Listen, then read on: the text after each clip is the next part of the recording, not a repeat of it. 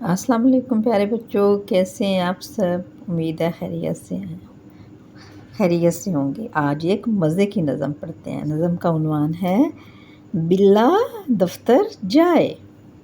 بلا دفتر جائے۔ نظم پڑھتے ہیں۔ جنگل میں ایک شیر شیرنی، جنگل میں ایک شیر شیرنی مینڈک کے گھر آئے۔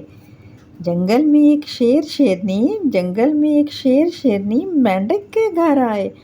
مرغا بولے ککڑوں کو، مرغی بین بجائے۔